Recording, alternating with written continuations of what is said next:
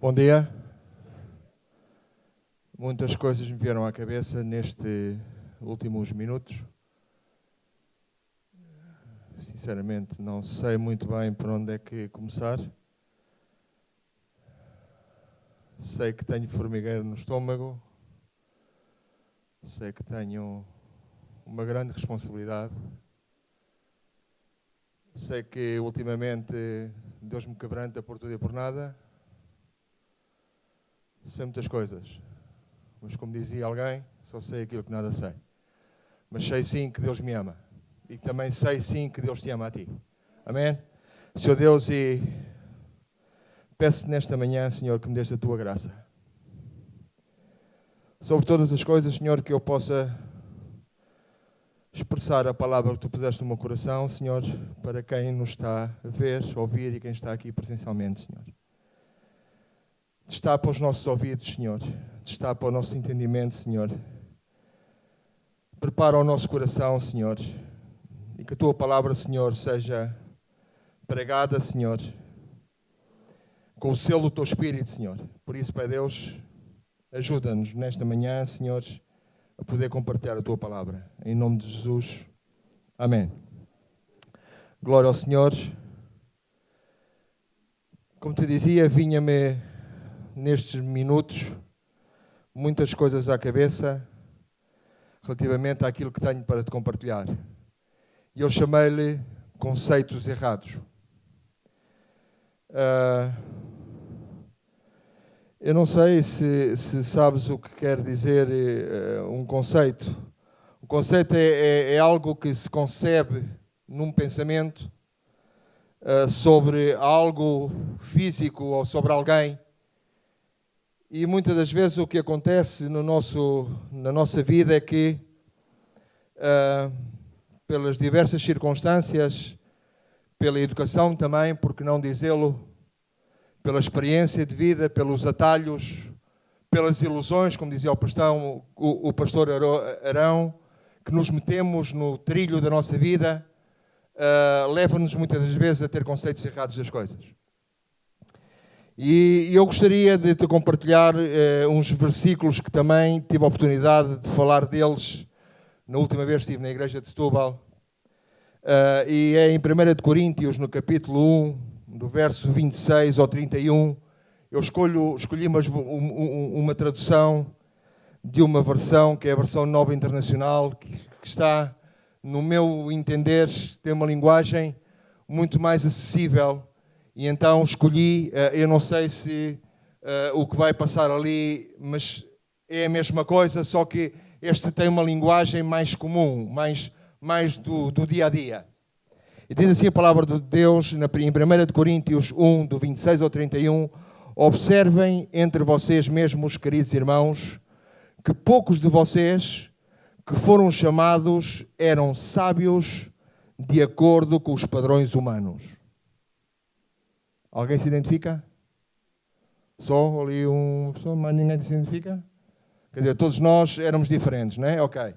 Não há problema nenhum, esta palavra é para mim. Glória a Deus, Senhor, tu és uma benção. Poucos eram poderosos ou de nobre nascimento. Pelo contrário, Deus deliberadamente escolheu valer-se de ideias que o mundo considera loucura para envergonhar aqueles indivíduos que o mundo considera sábios e grandes. E escolheu o que o mundo acha fraco para envergonhar o que é forte.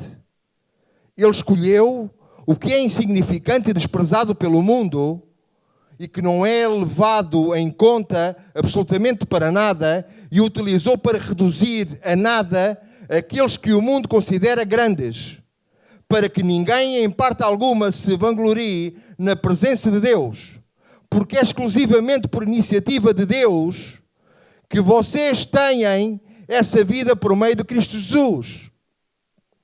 Jesus se tornou sabedoria de Deus para nós.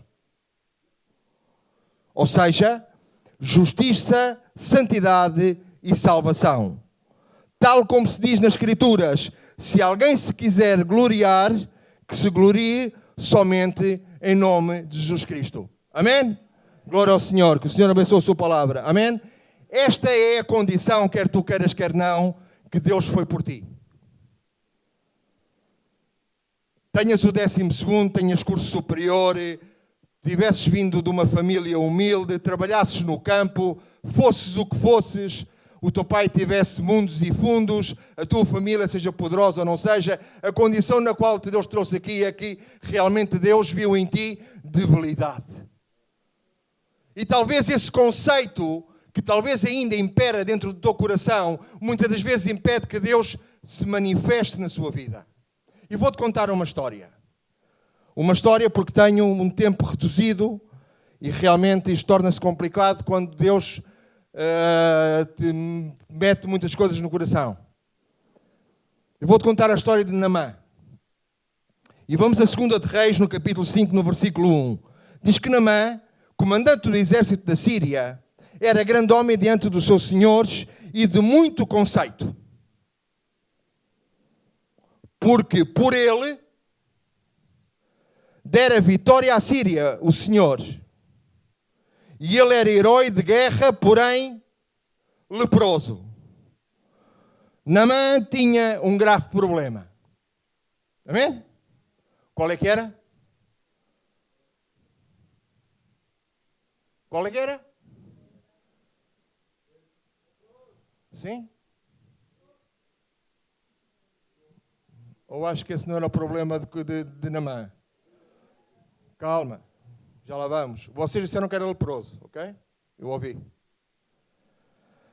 No mesmo livro de Reis, em 2 de Reis, no capítulo 5, já mais para a frente, no verso 9 e 11, e eu aconselharia viamente que tu pudesses ler este capítulo inteiro.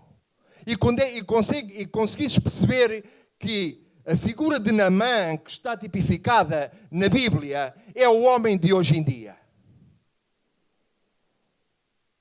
É o homem, há muitos Naamãs aqui no nosso meio. E muitos Naamãs vão vir mais ao nosso meio. Dissemos que Naamã tinha um problema, que era leproso. Eu acho que Naamã, isso era o problema menor de Naamã. Diz a palavra de Deus, então, a partir do versículo 9 ao 11, diz: veio, pois, Naamã com os seus cavalos e os seus carros e parou à porta de Eliseu. E então Eliseu lhe mandou um mensageiro dizendo: vai, lava-te 7 vezes no Jordão e a tua carne será restaurada e ficarás limpo. Naamã, porém, muito, o que é que diz? Muito se indignou. Ok? E se foi dizendo: pensava eu que sairia e viria ter comigo, e por-se-ia em pé, e invocaria o nome do Senhor, seu Deus, moveria a mão sobre o lugar da lepra e restauraria o leproso. Que o Senhor abençoe a sua palavra. Qual é que era o problema de Naamã? Já mudámos então o conceito. Estás a ver como nós temos conceitos errados? Naamã diz que era um homem que tinha, que o próprio rei da Síria, o próprio seu senhor, vamos falar numa linguagem laboral, o seu boss, o seu patrão, aquele que o chefiava, aquele que lhe dava ordens, tinha um alto conceito de Naamã. Porquê? Porque Naamã realmente tinha comandado as suas tropas, era o comandante do seu regimento. Era o homem que chefiava os seus homens. Era aquele que comandava as suas fortalezas. E que o Senhor tinha dado pelas mãos de Naamã a vitória. Então, o próprio rei tinha um alto conceito de Naamã. Só que, porém, diz que a palavra de Deus que ele tinha uma doença, que era a lepra. E diz aqui que ele foi à procura, e vamos ver mais à frente como é, e volto a dizer, lê este capítulo da Bíblia. É muito interessante. Diz-te coisas muito interessantes. E se te puseres, tu em vez de Naamã, puseres lá Paulo, ou puseres António, ou puseres João, ou puseres Daniela, ou puseres Maria, ou puseres Joaquina, o nome que tu te chamares vai mexer muito com a tua estrutura. E diz a palavra do Senhor que então Naamã, com todo o seu poderio, com todo o seu leque de valor que ele tinha, se apresentou diante de Eliseu, o profeta de Deus. Por aquilo que diz a palavra de Deus, nem à porta veio. Diz que mandou quem? O seu servo. Olha, o meu senhor disse para te levantares, vais ali ao Jordão, dás 7 cacholadas na água, mergulhas lá 7 vezes e a coisa está limpa. Mas Naamã, as suas entranhas se revolveram. Naamã tinha um alto conceito de si mesmo e achava-se de veras importante. Convidava-te a fazer um pequeno exercício e que pensasses um bocadinho e talvez olhasses à tua volta também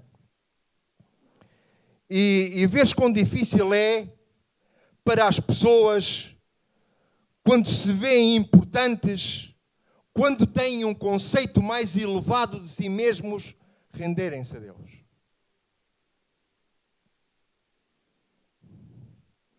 Porque grande parte das pessoas acham que Deus não é assim tão necessário.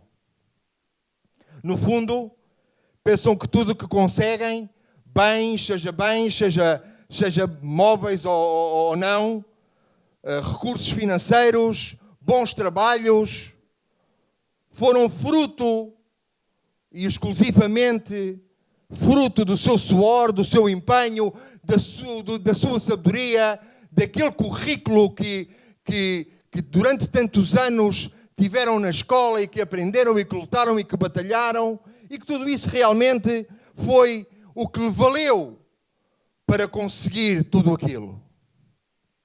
Então, é muito difícil levar as coisas de Deus a sério. Para que é que eu preciso de Deus? Total, se eu conseguir fazer o curso superior, se eu conseguir amealhar tanto isto, se eu conseguir ter agora uma boa estrutura atrás de mim, se eu conseguir um bom emprego, se eu conseguir. E então esse conceito que as pessoas formulam no seu coração leva-as que cada vez mais se afastem de Deus. Para que Deus? Mas para que é que eu preciso de Deus? Se eu consigo dar a volta sozinho, como dizia o pastor Arão, vivem numa ilusão, vivem numa bolha. Se tenho tudo isto controlado, isto está-se bem. Eu não tenho problema algum. É curioso que a palavra de Deus repete nos 3 evangelhos, e poderei focar-te por menos em Lucas 18, 25, fala nos 3 exatamente a mesma coisa, que é mais difícil passar um camelo por um buraco de uma agulha do que um rico entrar no reino dos céus. E agora, vamos saber, não é pecado ser rico. E eu não estou a falar aqui em riquezas de teres muito dinheiro no banco. Porque, na verdade, às vezes as pessoas creem-se ricas porque sabem mais que os outros. As pessoas creem-se ricas porque são mais cultas que os outros. As pessoas creem-se ricas porque vestem melhor que os outros. As pessoas creem-se ricas porque os outros falam assim e tu falas assim. Mas isto é verdade, irmãos. Estamos a rir, mas isto é a realidade dos factos. Hoje em dia a nossa sociedade rege-se por esses valores. Então, o que é que isto leva? Leva a que as pessoas tenham um grave problema. Porque as pessoas pensam que quanto mais têm, mais querem ter, não é? Isto é a ganância óbvia do ser humano. Porque nunca ninguém se contenta com aquilo que tem. Toda a gente quer mais e mais quando tu te sentes algo mais que o que tens ao lado. Eu sou mais que este gajo. Então Eu mereço mais que este. Eu vou lutar para ter mais que este. E se vês que ele consegue equivaler-se praticamente à tua estatura, já entras num conflito direto com a pessoa que tens ao lado. Estou a dizer barbaridades. Não estou? Estou chalado da cabeça. Não estou bem. Muitas pessoas, muitas vezes, sem se aperceberem, são levadas pela cobiça da ambição desfrenada na sua mente a trocarem as prioridades da sua vida. A certa altura, Jesus diz aos seus discípulos, como está escrito em Marcos 10, 24, e os discípulos ficaram um bocado atordoados com aquilo que o Senhor disse. E diz assim, os discípulos estranharam estas palavras. Vê bem, eles estranharam. Porque Jesus, na verdade, falava tu cá, tu lá. Era muito simples as coisas com Jesus. Mas Jesus insistiu em dizer-lhes, filhos, quão difícil é para os que confiam nas riquezas entrar no reino de Deus. Havia um conflito entre eles. E Jesus foi muito tangente. E muitas das vezes temos muita dificuldade em aceitar as coisas de Deus. Porquê? Porque o conceito elevado que nós temos das nossas vidas impede que a palavra de Deus mexa nas nossas entranhas e nos traga aquela formigueiro como tinha quando eu cheguei aqui, que parece que... Ai, madre minha. Já tinha barriga inchada, mas parece que vai para o dobro. Custa-me muito. Porque, na verdade, Deus confronta-me com coisas que eu não queria ouvir. Bendito seja Deus. Existe uma tendência natural do ser humano em se iludir com bens, com riquezas e com poder. A ponto de deixar de confiar em Deus e passar a confiar nas coisas perecíveis da vida. O pastor Arão dava este exemplo. Corria-lhe mal alguma coisa àquele chavalo? Estava limpo. Tinha tudo. Aquilo era uma família próspera. Mas, claro, o querer desfrutar, o querer ter, dizer, mas o que é que eu estou aqui a fazer? Eu já sou maior de idade. O que é agora estar aqui a levar cocota todos os dias, mandar-me trabalhar e dar morte, e de vez em quando acorda de mau humor, como o Tavares, e diz-me 3 ou 4 coisas de manhã, e eu fico todo amargado. Não estou para isto. Vou, mas agarrar aquilo que é meu e vou curtir. Viver a minha bolha, viver a minha ilusão. Nice. Bacano. Está-se bem. Linguagem de disputos de hoje em dia. Mano, está-se bem. Pois. Quanto a isso, Paulo diz-nos algo na palavra de Deus. Em 1 Timóteo, capítulo 6, do versículo 7 ao 10, diz que porque nada temos trazido para este mundo, nem coisa alguma poderemos levar dele. Tendo sustento, e isto agora vai mexer muito comigo. E contigo talvez, mas comigo vai mexer muito. Tendo sustento, como que nos vestir estejamos contentes. Ora, os que querem ficar ricos caem em tentação e cilada, e em muitas concupiscências insensatas e perniciosas, as quais afogam os homens na ruína e perdição. Porque o amor ao dinheiro é raiz de todos os males. E alguns nesta cobiça se desviaram da fé e assim mesmo se atormentaram com muitas dores. Que o Senhor abençoe a sua palavra. Amém. E aqui, quando fala em dinheiro, fala nisto mesmo, fala no mais alto conceito que nós muitas vezes temos, que nos põe num degrau mais elevado que os demais. Quantas e quantas vezes eu ouço, e eu próprio caio nesse erro, de querer-me mais que os demais. De pensar que o lugar onde Deus me pôs, o ministério que Deus me deu, os anos que Deus me mantém neste ministério, tudo aquilo que chegou às minhas mãos e que eu pude fazer, bem ou mal, foi por mérito próprio. Sou mesmo muito bom. E os que estão atrás de mim, pobrezitos. Deixa-me cá dar-lhes uma ajudazita e tal. Vou dar-lhe uma mãozita para ver se... Coitado. Pobrezito. Só sou eu que penso assim, irmãos. Só o Tavares é que pensa assim. Não tenho problemas. Riquezas são aos ouvidos dos mortais como poder, como posição, como influência. Estas coisas andam juntas, não necessariamente nesta ordem, mas são extremamente perigosas para a personalidade de cada pessoa. Há momentos em que é preciso Deus intervir para colocar-nos no nosso devido lugar. Mostrar que as riquezas deste mundo, ao mesmo tempo em que podem ser boas, se bem usadas, também oferecem um risco muito grande de nos desviar daquilo que realmente tem valor, que é a nossa relação com Deus. Que relação tens tu com Deus? Muitos contestam, duvidam, fazem pouco caso de Deus e da sua palavra. Porque no fundo não servem a Deus, mas às coisas materiais que lhes dão riqueza. Como diz a palavra do Senhor em Mateus 6, ninguém pode servir a dois senhores. Ou aborrecerá a um, ou amará ao outro. Ou se devotará a um e desprezará ao outro. Não podeis servir a Deus e às riquezas.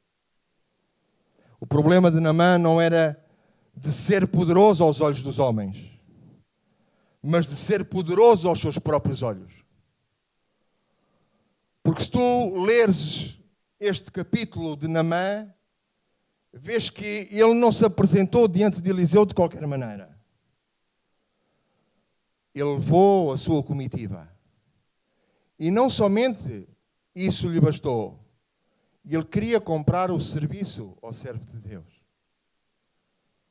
Pensando, pobre chavalo, se calhar o gajo vai-me fazer ali, ou vai-me tocar na lepra, vai-me sanar, mas se calhar vou ter que lhe pagar, não?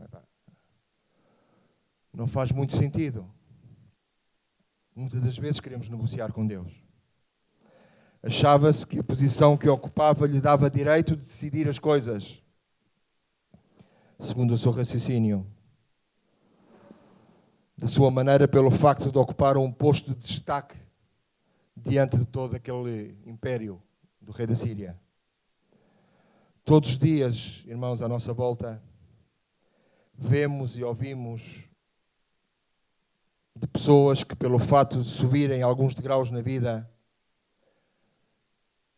financeira ou profissional, não sei, passam inexplicavelmente a se achar melhores que os demais. Voltamos a Naamã. Gostaria realmente de voltar agora a Naamã, chefe do exército do rei da Síria, comandante dos setores mais importante de todo o império, como vemos no texto, alguém admirado pelo próprio rei. Diz a Bíblia nos primeiros versículos que Deus tinha dado livramento ao rei da Síria, ao seu povo, através de Naamã, porque ele tinha comandado bem as suas tropas. Era um homem extremamente reconhecido pelo seu rei. Ou seja, Deus o tinha feito prosperar, tornar-se vitorioso, mas ele assim, como normalmente acontece a muitos de nós, preferia achar que tudo tinha acontecido pela sua própria competência. Salomão, um dos maiores reis da história e o rei sábio, diz algo muito interessante na palavra de Deus. Antes da ruína vem a soberba e o espírito orgulhoso procede a queda. Provérbios 16, 18. Ou seja, ao momento em que Deus te vai mostrar, ou mostrará a todos os homens, que somente Ele é poder, é honra, é majestade, é vitória e é prosperidade. Naamã, com todo o seu poderio, viu-se indefeso e vulnerável diante de uma doença. Muitas das vezes o conceito elevado que nós temos, a certo momento da nossa vida, Deus nos abana a estrutura. E depois vem-nos a frustração. Há pouco tempo dizia um irmão que me sentia angustiado por algo que estava a acontecer no meu seio familiar. E essa angústia não me deixava dormir, não me deixava comer, não me deixava pensar, não me deixava nem sequer ter bom trato com as pessoas que me amam. Que é a minha família e os meus irmãos. Aqueles que trabalham comigo diariamente. Isso estava a causar algo muito, muito devastador no meu coração. E Deus teve que abanar a minha estrutura. Teve que abanar a minha estrutura a tal ponto de ter que me quebrantar.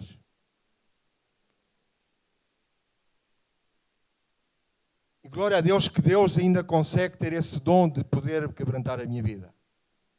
E que nunca o deixe de o fazer.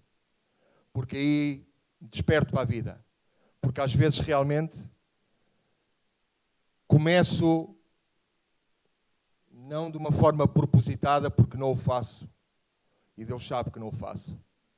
E peço-lhe perdão diante de vocês. Mas muitas das vezes penso que tenho mais condições que os demais para fazer certas coisas. E que sou o rei da sabedoria. E que sou o mais que tudo. Como alguém dizia, o number one. E às vezes, aquilo que muitas das vezes nós temos um alto conceito só porque somos aguerridos, só porque temos caráter, só porque temos personalidade.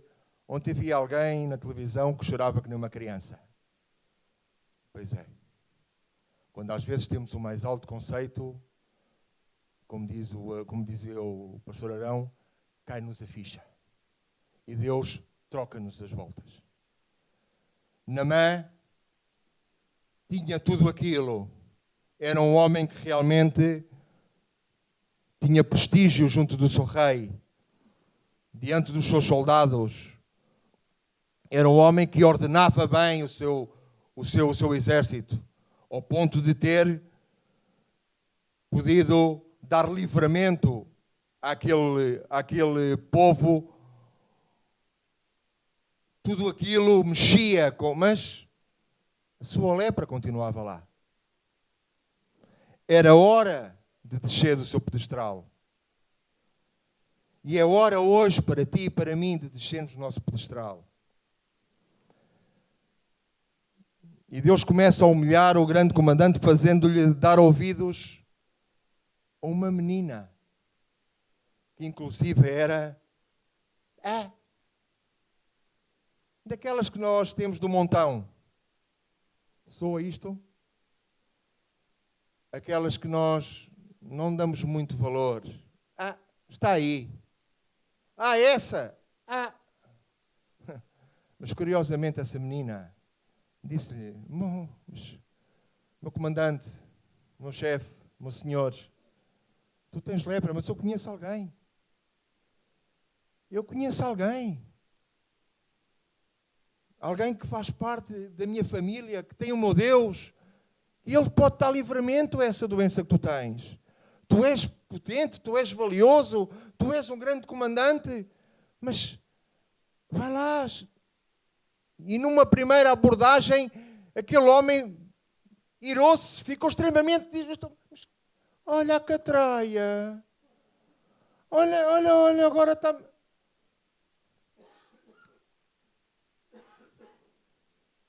Pois é, amigos. Naamã, ouvindo os conselhos de uma criança israelita, o frágil conduzido, o forte, a escrava conduzindo o seu senhor. Como é que Deus faz as coisas nas nossas vidas?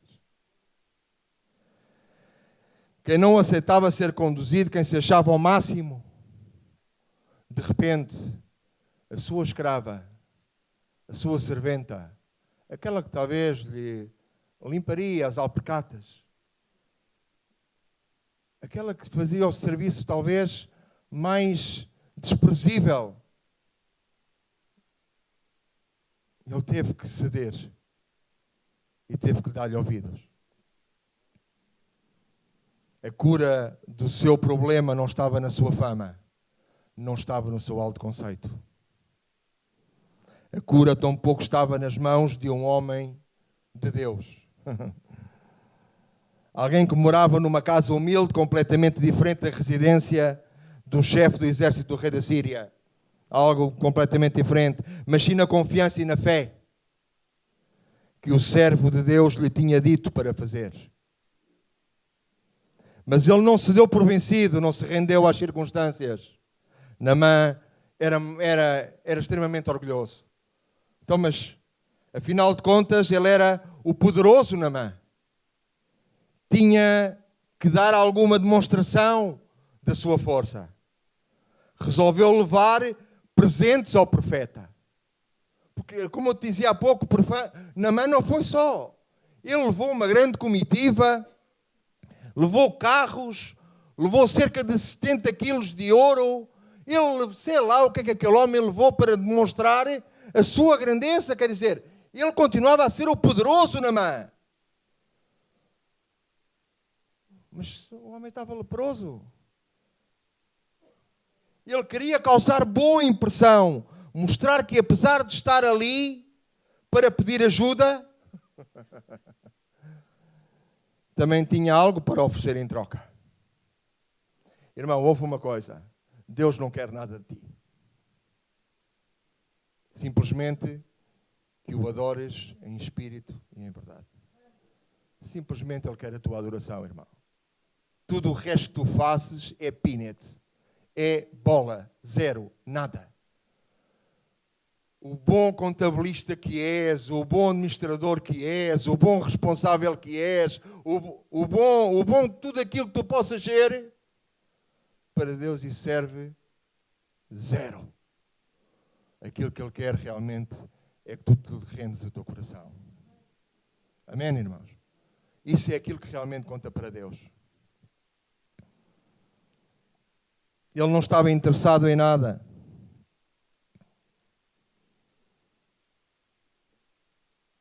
Eliseu nem se ergueu à porta, curiosamente. Mandou um recado. Nem ligou para o grande chefe dos exércitos do rei da Síria. Imaginemos a cara daquele homem, daquele comandante. Esperando ser tratado como era pelos seus subordinados. Talvez que pensasse que à chegada o profeta saísse e o tapete vermelho, como em Cannes, não é? Aquela passadeira vermelha, um montão de fotógrafos. E veio o rei Naamã, aquele que, pelas suas mãos, tinha dado livramento ao rei da Síria. Atenção, o homem que é conceituado, aquele que é reconhecido. Epá, o homem está farto de fazer coisas. O homem tem poder. O homem sabe, o estratega, o inteligente, o comandante. O comandante. Fogo de artifício. Tudo aquilo, pensava Naamã, que iria acontecer. Porque talvez estivesse acostumado a ser apaparicado desta maneira. Muitas das vezes todo aquele que exerce poder no mundo e quando é confrontado com situações destas fica um pouco indignado.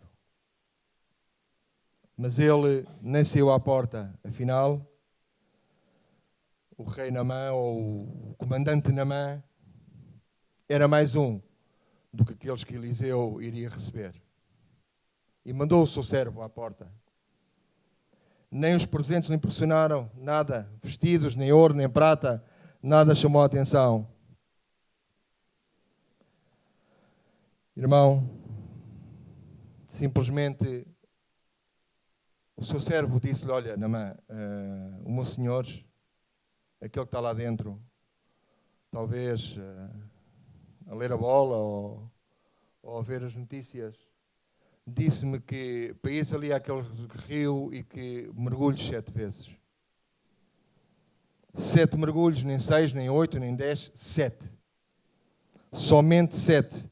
E não em qualquer outro sítio, no Rio Jordão, aquele que eu estou a dizer. Ainda por cima, aparentemente, era um rio que estava um bocadinho poluído. Nada nem de Tigres, nem Eufrates, não. Rio Jordão. E claro, e mesmo isso, Naamã questionou. Então, mas lá no meu sítio, lá por Damasco, não há melhores rios do que aquele, mais limpos. Eu até faço lá, até tenho lá uma casa na praia. Então, mas agora tenho que ir ali ao riacho onde estes israelitas lavam os pés e a roupa. E,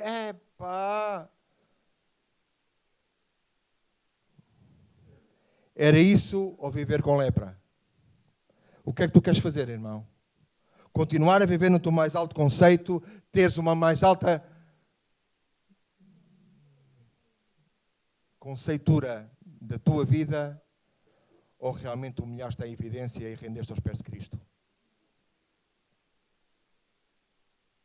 Não sei. Chegou o dia em que o poderoso Naamã teve que ser colocado no seu lugar. Esse dia chegará a todos, irmãos. Não há como escapar dele. Tarde ou cedo, Deus vem ensinar que somente Ele é dono de todo o poder. Ele é o único digno de receber honra, glória, louvores e adoração. Amém? Alguém quer cura? Louve e adora a Deus. Alguém quer vitória? Louve e adora a Deus. Alguém quer paz? Louve e adora a Deus. Alguém quer ser liberto? Louva e adora a Deus. Alguém quer vida? Essa só encontrarás em Jesus Cristo. Ele é o caminho, a verdade e a vida. Não adianta querer dar uma de Naamã e tentar crescer diante de Deus. Não.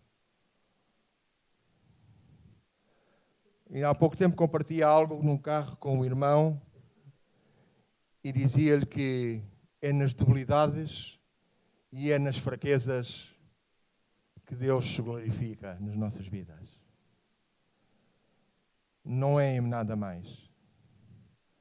Paulo tinha passado por muitas situações e inclusive questionou ao Senhor e disse: Senhor, livra-me deste corpo de morte, Dura coisa é dar coisas contra o aguilhão, estou farto. Eu já fiz tanta coisa. Tu sabes que eu... E o Senhor continuou-lhe a dizer: não, Paulo, todo o contrário.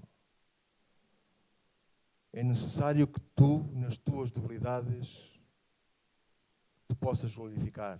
Porque basta-te a minha graça. Basta-te a minha graça. E digo ao débil: nunca te esqueças, irmão e irmã, que não é pelo lugar que ocupas, não é pelo estatuto que tens, não é por aquilo que possas ter feito no sítio onde estás, não é por aquilo que ainda poderás vir a fazer, que é algo que parte da tua própria sabedoria.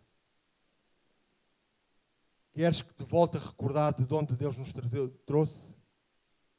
Não éramos pessoas sábias, reconhecidas segundo os padrões humanos. Ando há meses a ler este versículo. Há meses. E às vezes, muitas vezes por dia, para que Deus me lembre que de onde Ele me sacou, que jamais me faça esquecer aquilo que eu era naquele então. Mas também que nunca a minha soberba e a minha altivez se apodere do meu coração. Porque nada sei, nada faço, se Deus não estiver comigo. Amém? Certa altura, Pedro disse: Senhor, aonde iremos, se somente Tu tens palavras de vida eterna? Sim, nós acompanhamos-te. Nós vimos tu fazer coisas. Sim, Senhor. Eu sei, mas não. Estar contigo. Tu tens que reinar dentro de mim. E volto-te a lembrar o que está escrito no livro do Apocalipse, no capítulo 3. Não é preciso que vaias. Eu recordo-vos. Fala da igreja de Odiseia. Já disse aqui várias vezes. E volto a repetir. Era uma igreja que tinha um mais alto conceito de si mesmo. Pensava que era rica. Pensava que tudo podia. Pensava que tudo tinha. E o Senhor a confrontou e disse: pobre de ti, estás pobre, estás nu. E depois diz-lhe: ei que estou à porta. Mal assunto é quando Deus está à porta, irmãos. Sabes porquê? Porque aí é quando o teu mais alto conceito está a reinar na tua vida. Deus não tem por que estar à porta. Deus tem que estar dentro. Porque Deus é a porta. Amém? Não deixes que a soberba se apodere da tua vida. E para finalizar, irmãos, quero-te deixar em Filipenses 2, do 9 ao 11. Peço desculpa pelo tempo que me excedi, mas tinha que vos dizer estas coisas. Pelo que também Deus o exaltou de sobremaneira e lhe deu o nome que está acima de todo o nome, para que, no nome de Jesus, se dobre todo o joelho, nos céus e na terra, e debaixo da terra, e toda a língua confesse que Jesus Cristo é o Senhor, para a glória de Deus Pai. Amém? Que Deus te abençoe e que nunca tenhas um mais alto conceito de ti mesmo. Tudo aquilo que consegues, tudo aquilo que tens, tudo aquilo que fazes é pela graça de Deus. Amém? Que Deus te abençoe.